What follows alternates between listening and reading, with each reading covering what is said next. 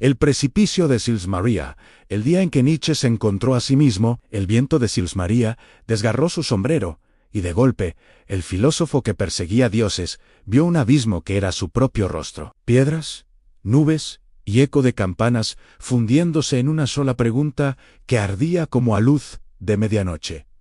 ¿Quién soy cuando nadie me nombra? En ese instante, Nietzsche dejó de huir y se sumergió en la tormenta que llevaba dentro. Hoy recorreremos sus vericuetos para que tú también te atrevas a cruzar el precipicio de ti mismo. Capítulo 1. El niño que hablaba con los muertos. El olor a cera derretida y a lirios marchitos se me metía en la nariz, mientras yo, de rodillas sobre la loseta fría, trazaba con el dedo índice un círculo perfecto en el polvo. Afuera, el río Saale gemía como un anciano que ha olvidado su propio nombre. Tenía 10 años y ya sabía que los muertos no mueren del todo se quedan colgando de las campanas, entre las rendijas de las losas, en el eco apagado de los nombres que nadie pronuncia. Esa noche de 1854, en la casa paterna de Naumberg, les hablé a ellos antes que a los vivos. Mi hermana Elizabeth me había regañado por dejar la puerta del sótano abierta. Decía que se filtraba un hedor a tumba, pero yo la recorría los domingos después de la cena,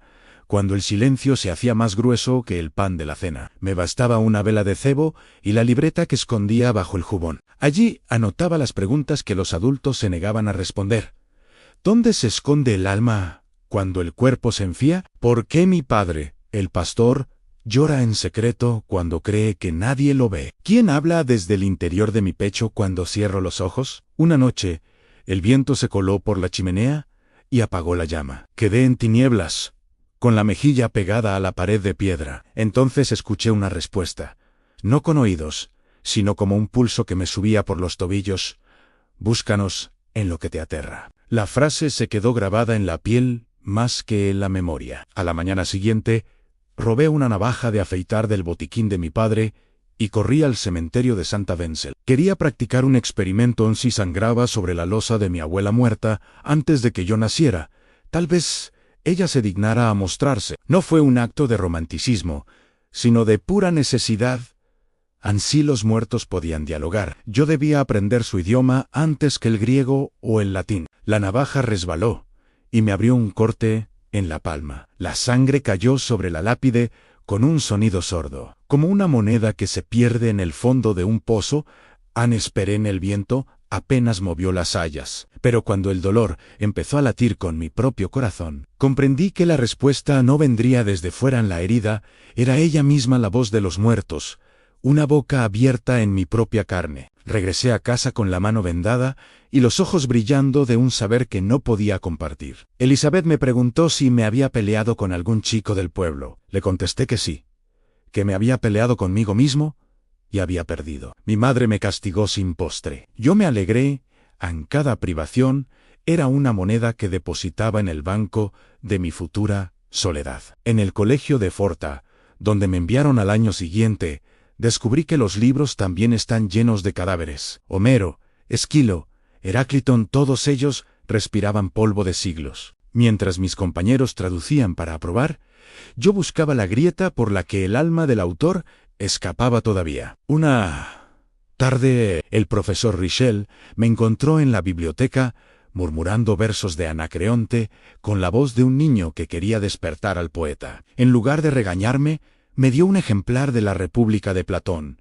Cuida de no perderte dentro, advirtió. No sospechaba que yo ya estaba perdido. Aquel libro solo me ofreció un mapa del laberinto. Regresaba a Naumburg en las vacaciones y me encerraba en el desván. Allí guardaba mis tesoros en una calavera de musaraña, las cartas que mi padre nunca envió y mi primer cuaderno de notas, donde había escrito: un Dios ha muerto, pero los muertos aún viven. No era blasfemia, sino constatación. La certeza me asustaba y me aliviaba a la vez. En sí, Dios podía morir. Quizá yo también podía matar al niño cobarde que temía la oscuridad y crear uno nuevo que conversara con ella. Un domingo de invierno, el pastor predicó sobre la resurrección de la carne. Me quedé mirando las vigas del techo, imaginando que cada una era un hueso gigante. Al salir, Me acerqué a él y le pregunté si los muertos resucitarían con las heridas abiertas. Me palmeó la cabeza y sonrió con esa ternura que los adultos reservan para las preguntas que no saben contestar. Aquella misma noche, me desperté sobresaltado. Había soñado que las campanas del pueblo se desprendían de sus armazones y caían al río. Al hundirse, resonaban con mi propia voz infantil.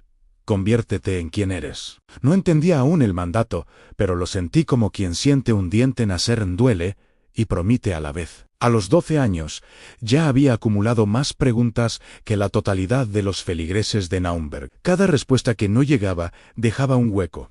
Y en ese hueco crecía una fuerza que me empujaba a mirar más abajo, más dentro, más allá. No sabía que esos vacíos eran la primera forma de mi futuro yo. Un hombre que caminaría al filo de los abismos para enseñar a otros a no tener miedo del vacío. Entonces solo era un niño que hablaba con los muertos y firmaba sus cuadernos con el nombre de su padre muerto en Friedrich. Capítulo 2. El estudiante de filología que despertó en la trinchera de guerra. El olor a pólvora me llegó antes que el sonido. Era 1867, y yo, Friedrich, corría por los pasillos de la Universidad de Leipzig con una mano llena de griego y la otra empapada en sangre de caballo. Habían movilizado a los estudiantes de filología para ayudar en la estación de tren militar, y allí, entre vendas y voces que gritaban en francés incomprensible, descubrí que los verbos se me rompían en la boca como huesos. Un oficial prusiano me ordenó que sostuviera la pierna de un dragoneo. La carne palpitaba todavía, como si quisiera escapar del cuerpo. Yo, idiota de 23 años, recité en voz baja la declinación de Psyche, Alma, porque era la única plegaria que me salía. La risa me subió por la garganta, una risa que no era mía. Era la de alguien que acababa de entender que la gramática no sirve para coser una arteria. Cuando por fin solté aquella pierna, ya no latía. Me fui a refugiarme entre los vagones de munición. Allí, entre cajas marcadas con águilas imperiales, encontré un ejemplar arrugado de Fedro de Platón que alguien había utilizado para limpiar el fusil.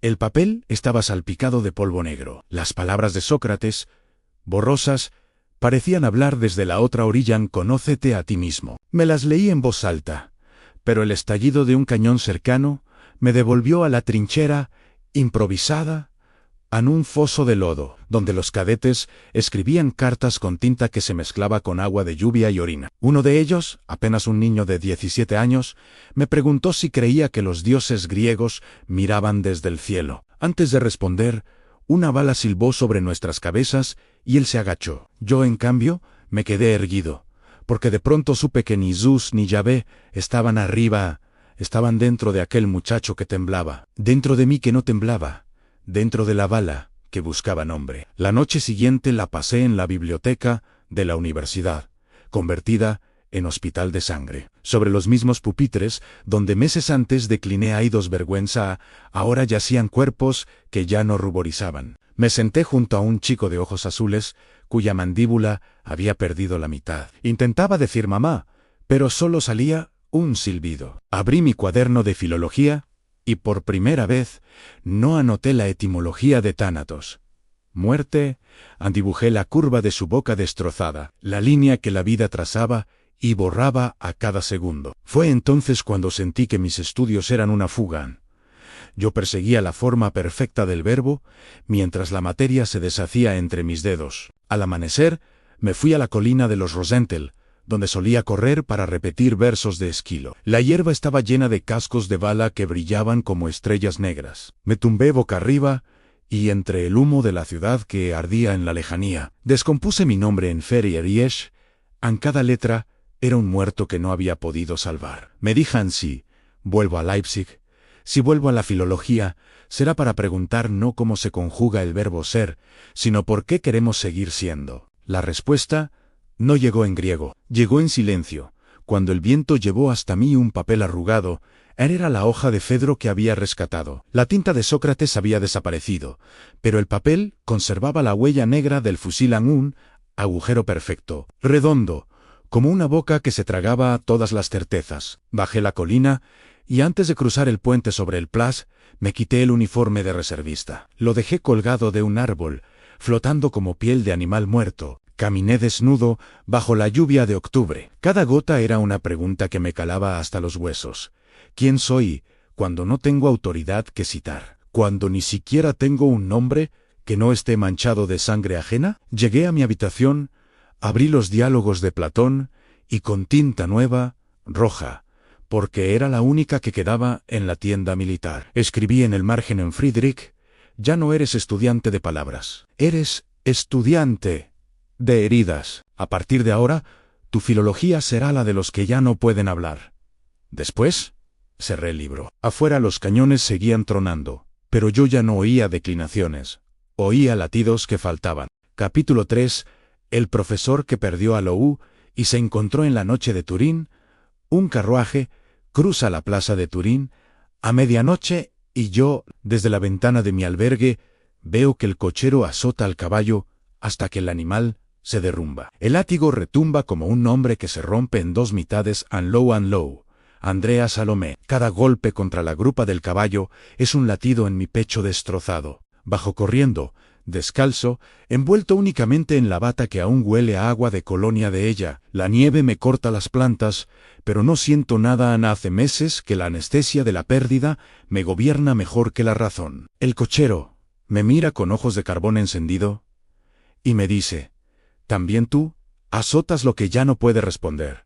Se ríe, escupe y se aleja. Me arrodillo junto al caballo jadeante. Su aliento caliente se mezcla con mi aliento, y por un instante somos la misma bestia maltrecha. Le acaricio la crin y susurre: perdón por haber creído que una mujer podía ser un yunque donde forjarme. El animal me mira, parpadea, muere. En las pupilas se apaga una lámpara que tal vez nunca debió encenderse. Vuelvo al cuarto y encuentro la carta que Lou me envió desde Berlín, tachada con tinta roja. Nietzsche: tu amor me sofoca. Cada palabra es un puñal que se desangra sobre la mesa. Junto a ella reposa la fotografía de los tres, Anlou, Ri y yo, tirados en un carro de heno, yo sujetando una cuerda que ella me había pedido simbólicamente para atarla. Ahora sé que la cuerda me ataba a mí. Me la pongo al cuello como una bufanda de cáñamo. Aprieto hasta que las estrellas me bailan delante de los ojos y entonces la suelto.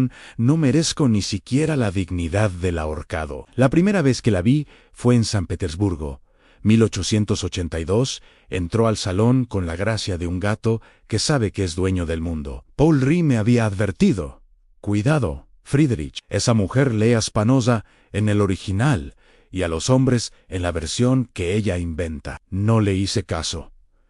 Yo también sabía inventarme. Hablamos de Dios, de la muerte, de Wagner. Cuando le confesé que planeaba fundar un instituto filosófico, ella rió. Un río de plata que se derramó sobre mis manos vacías. ¿Y quién lavará los platos de tu sabiduría? Esa noche soñé que la enseñaba a esquiar sobre un glaciar de palabras. Al despertar, mis sábanas olían a nieve quemada. La llevé a Roma, a Montreuil, a Sils Maria. En cada estación dejó un pedazo de mian en el Engadín. Cuando los sauces lloraban savia, le propuse que viviese conmigo y reé en una trinidad intelectual. Ella aceptó, pero con una condición: quiero libertad para amar a quien elija, incluso si no eres tú. Firmé el pacto con una sonrisa y un temblor en la mano. Mi yo futuro firmó también, aunque entonces ignoraba que llevaría mi nombre. El desgarro llegó en Leipzig. Invierno de 1883, la encontré abrazada a Re en el andén. Su abrazo era un idioma que yo no había aprendido. Me alejé caminando entre vías con la certeza de que un tren podía resolverlo todo. Pero el miedo me detuvo, no a la muerte, sino a que mi obra quedara inacabada. Regresé al hotel, escribí en 10 días Así habló Zaratustra, un libro que es un puñal envuelto en metáforas. Cada apotegma es una cicatriz que aún sangra cuando la toca el recuerdo de ella. Después vino el silencio. Mis cartas volvían sin abrir. Mis libros, publicados a cuenta propia, dormían en sótanos de librería. El dinero se acabó, la salud también. Migrañas que me clavaban un círculo de hierro en las sienes. Vómitos de bilis y de palabras no dichas. Pasaba noches enteras caminando por la orilla del Ródano, discutiendo con mi sombra. ¿Quién eres tú sin el amor de Lou? La sombra respondía: él mismo, pero con un agujero que canta. En 1888 me refugié en Niza, donde los limoneros huelen a nostalgia. Allí escribí el caso Wagner. Crepúsculo de los ídolos. Ex y homo en cada página era una piedra que arrojaba contra el espejo, donde ella ya no se reflejaba. Me inventé un superhombre porque el hombre de carne me había fallado. Firmaba mis cartas con Dioniso, como quien firma, con el nombre del asesino de sí mismo. Bebía vino de menta para apagar la sed de un abrazo que no volvería. La noche del 3 de enero de 1889 salí a la vía Poo, la ciudad estaba nevada, los faroles colgaban como frutas heladas. Vi un cochero azotar a su caballo, y algo se rompió dentro de mí, con un chasquido audible. Me abalancé sobre el látigo, lo arranqué de las manos del hombre y lo rompí sobre mi rodilla. Luego abracé el cuello del animal. Lloré contra su piel espumada y le susurré: «He sido yo el que te aturdía. He sido yo el que te azotaba con la frusta de mis silencios». Los curiosos me miraban. Algunos reían. Me cubrí el rostro con las manos y vi brotar sangre por las uñas. No era la del caballo, era la mía, la que había vertido en cada página desde que Lou se fue. Después vino la danza. Corrí por las calles, desnudo bajo la capa de vicuña. Gritando que Dioniso había nacido en Turinan, arrojé mis manuscritos por la ventana como si fueran plumas de un ángel que se desangra. Cada hoja que caía era un día de mi vida que se despedía sin despedida. En la plaza Carlo Alberto me subí a la fuente y proclamé: «He matado a Dios, pero he resucitado al asno». La policía me llevó al hospital. Yo cantaba la cabalgata de Zaratustra con la voz rota por el llanto de un niño que hablaba con los muertos y acababa de descubrir que él mismo era uno de ellos. Cuando me desperté, mi amigo Overbeck estaba a mi lado, con la barba más blanca que la nieve de afuera. Me miró con ojos de quien atraviesa un espejo y no se ve al otro lado. Me dijo: «Friedrich, has perdido la razón». Le contesté: «No, la he encontrado. Se llama Lou y duele más que la verdad». Fue la última frase coherente que pronuncié antes de que el mundo se volviera un teatro de sombras, donde el único actor era un niño que seguía dibujando círculos en el polvo, buscando la herida que lo enseñara a ser. Capítulo 4. El loco que enseñó a bailar a las estrellas. Las campanas de la locura no doblan. Suenan, yo lo sé porque las oí desde mi cama de la casa de Naumberg, cuando mi madre me ataba las muñecas con pañuelos de hilo para que no me arrancara los ojos. Eran las 3 de la tarde de enero de 1889 y el cielo estaba hecho de plata astillada. Yo no veía el techo, veía un zoológico de palabras que se devoraban entre sí. «¡An cabrón de Dios!», gritaba, y la frisa se convertía en una catedral de grillos que me cantaban el cumpleaños feliz al revés. Mi hermana Elizabeth entró con una bandeja de sopa de almejas. Le dije que las almejas eran los labios de Dioniso, que si se las bebía quedaría embarazada de la eternidad. Anne me abofeteó. La sangre me supo a melocotón, estaba vivo, y la locura era la primera gargantilla de diamantes que me regalaba la verdad. Más tarde, trasladaron mi jaula a Weimar, al piso alto de la villa Sil. Allí el sol se filtraba en los cristales como mantequilla derretida, y yo me convertí en un reloj que se adelantaba y atrasaba a la vez. Una enfermera, Efar Ulian K. T., se sentaba a coser junto a mí.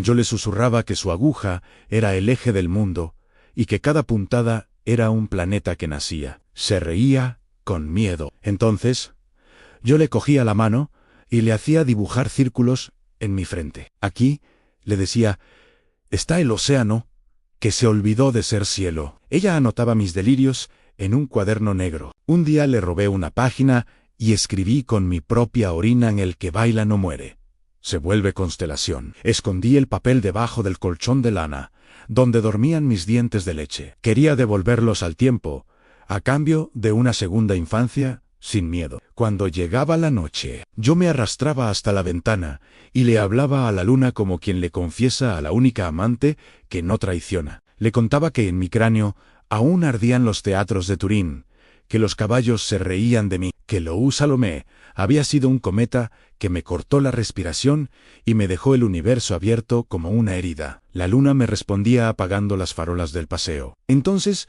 yo extendía los brazos y enseñaba a las estrellas a bailar el vals de los superhombres. 1, 2, 3. 1, 2, 3, contaba, y Orión giraba sobre su propia espada. Casiopea se deshacía en confeti de nebulosas. Me parecía justo en sí, yo había perdido la razón, ellas ganarían la música que la razón les negaba. Una mañana de primavera, mi madre me llevó al jardín. El aire olía a tierra mojada y a rosas que aún no habían comprendido su propia muerte. Yo corría descalzo entre los setos, perseguía abejas y les pedía que me devolvieran el zumbido que me robó Wagner en Bayreuth. De pronto me detuve frente a un sauce llorón. Sus ramas tocaban el suelo como dedos de nácar. Me agaché, arranqué un trozo de corteza y me lo llevé a la boca. Sabía a lágrimas de niño. Entonces comprendí que los árboles también están locos, pero calladamente. Les susurré que ya no tenía nombre, que era un eco que se repitiera hasta convertirse en silencio. El sauce pareció asentir. Dejó caer una hoja en mi regazo, la retorcí hasta que se convirtió en un pequeño ataúd verde. Lo enterré con mis dientes de leche en ceremonia de despedida al Friedrich que ya no necesitaba firmar sus cartas. En los últimos inviernos, mi cuerpo se fue apagando como una ciudad sin carbón, pero dentro ardía una estufa de palabras. Les enseñaba a los médicos que me visitaban a pronunciar etegnu getonu con la lengua entre los labios, como si chuparan una naranja que nunca se acaba. La mayo ría, huía. Un solo estudiante, joven y pecoso, se quedó. Le dije que la locura no era una caída, sino un ascenso por una escalera que tiene los peldaños pintados de invisible. Le entregué un papel doblado en dentro. Llevaba la huella de mi palma manchada de tinta violeta. Llévala a tu profesor, musité, y dile que aquí está la firma del hombre que enseñó a las estrellas a bailar. El muchacho se lo guardó como quien guarda una brasa. Días después, supe que se había suicidado. Me reían, se había llevado la lección demasiado al pie de la letra. Aún no sabía que para bailar sobre el abismo hay que hacerlo con los ojos abiertos y la música a medio volumen. Cuando el 25 de agosto de 1900, mi pulso empezó a deshacerse. Yo lo vi venir, era un caballo blanco que galopaba al revés.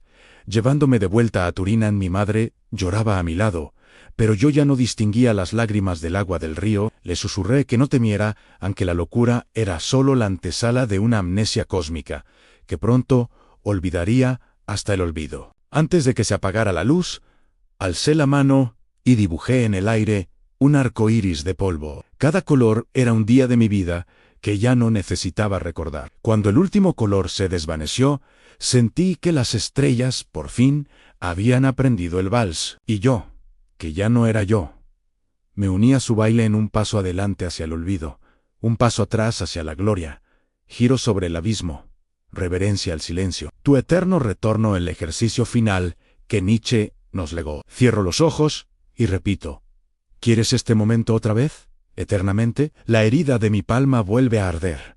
La nieve de Turín me escuece. La voz de Lou me desgarra. Digo, sí. El abismo deja de mirarme, soy yo quien lo mira y lo abraza. Ahora te toca. Enciende la cámara. Graba tu miedo, tu risa, tu sombra. Públicalo con el título Mi eterno retorno, etiquétame, que el algoritmo sea el nuevo cielo donde bailen nuestras heridas juntas.